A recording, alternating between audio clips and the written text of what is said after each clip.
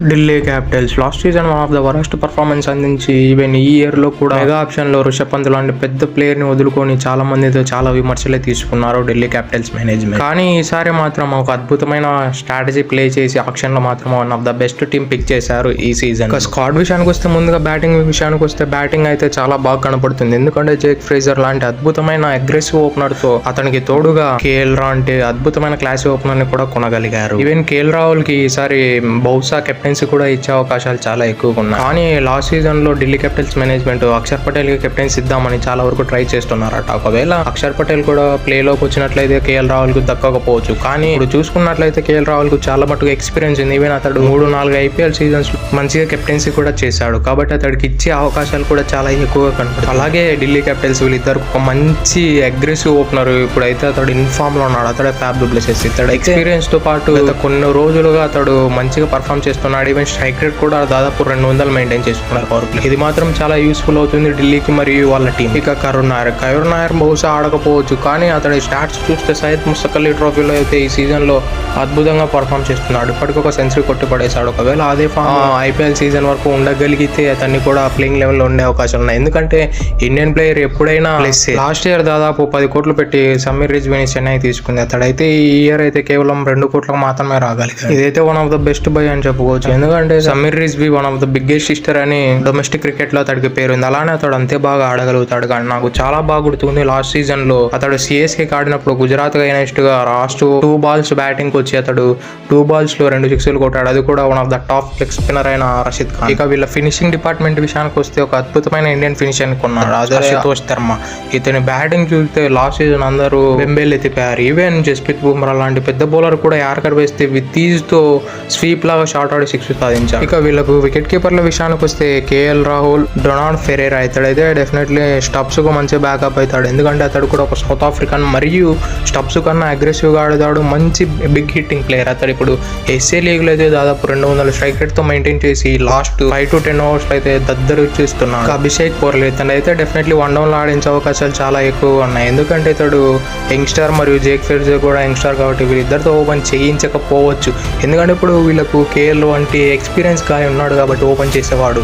ఇతనితో ఓపెనింగ్ వెళ్ళి KL Rahul, Jake Fraser ని మంచిగా గైడ్ చేసినట్లయితే డెఫినెట్లీ వాళ్ళకు కొంచెం ఎక్కువ రన్స్ వచ్చే అవకాశాలు ఉన్నాయి. ఇక ఢిల్లీ ఆల్రౌండ్ విషయానికి వస్తే వీళ్ళ ఆల్రౌండింగ్ అయితే అంత పెద్దగా లేదు. అసలు వీళ్ళకైతే ఒక మంచి ఆల్రౌండ్ కనబడుతున్నాడు. అతడే బ్యాకప్ చేసిన అక్షర్ పటేల్. ఇతడి తప్పితే ఎవరే కానీ మంచి ఆల్రౌండర్ లేరు. అంతా బహుశా వాళ్ళని చూడలేమేమో.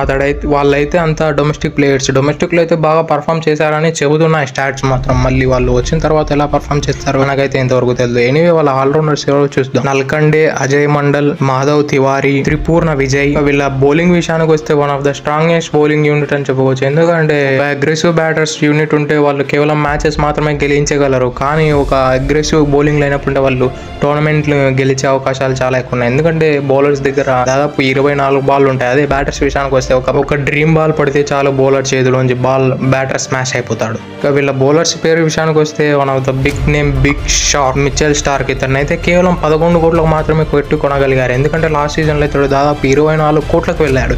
ఇతన్ని కేవలం 11 కోట్లలో పట్టుకోవడం అంటే not an easy job bro. ఇక టీ నటరాజన్ గత 3 ఏళ్లుగా ఇతడు ఏం చేస్తున్నాడో మనం అందరం చూస్తున్నాం. ఆ యార్కర్లు టో క్రషర్ యార్కర్స్ అంటారు కదా, అవే వేస్తారు. కరెక్ట్ అతడు వేస్తే యార్కర్ టో మీద ల్యాండ్ అయ్యేటట్టు వేస్తాడు. That's the best yorker in the world. అలానే గుజరాత్ తరపు నుంచి చాలా మంచిగా రాణించిన మోహిత్ శర్మ. ఆ తర్వాత వీళ్ళకు 2-3 ఏళ్ల నుంచి బాగా పర్ఫామ్ చేస్తూ వచ్చిన ముఖేష్ కుమార్.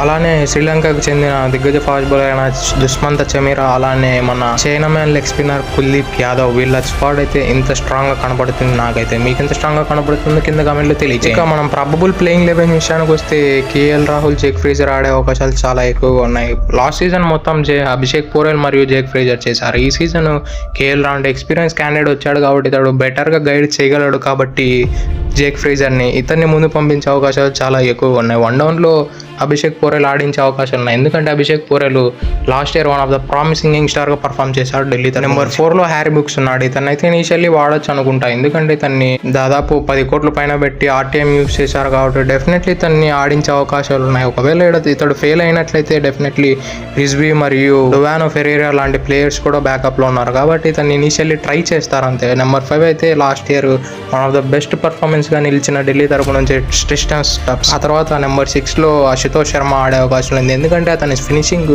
అద్భుతంగా చేస్తున్నాడు.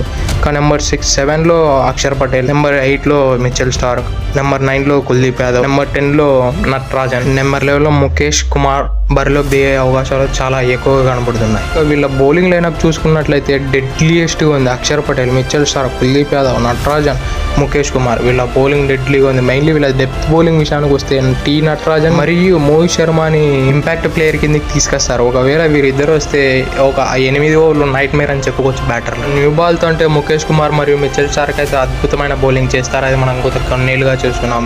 ముఖ్యంగా ముఖేష్ కుమార్ అయితే మన ఇండియన్ కండిషన్స్లో డెడ్లీగా మారిపోతాడు. ఇతనిలో స్పెషాలిటీ ఏంటంటే ముఖేష్ కుమార్లో ఈవెన్ డెప్త్ ఓవర్లో వచ్చి అంతే ఈజీగా యార్కర్లు కూడా బాగా ఎగ్జిక్యూట్ చేయగలడు, అతని స్పెషాలిటీ అని చెప్పుకోవచ్చు. చాలా కొంతమందికి ఈ స్కిల్ అనేది ఉంటుంది. ఇంకా వీళ్ళ ఇంపాక్ట్ ప్లేయర్ల విషయానికి వస్తే మోస్ట్ లైక్లీ సమీర్ రిజ్వీ మరియు మోహిత్ శర్మని రొటేట్ చేసే అవకాశాలు ఉన్నాయి.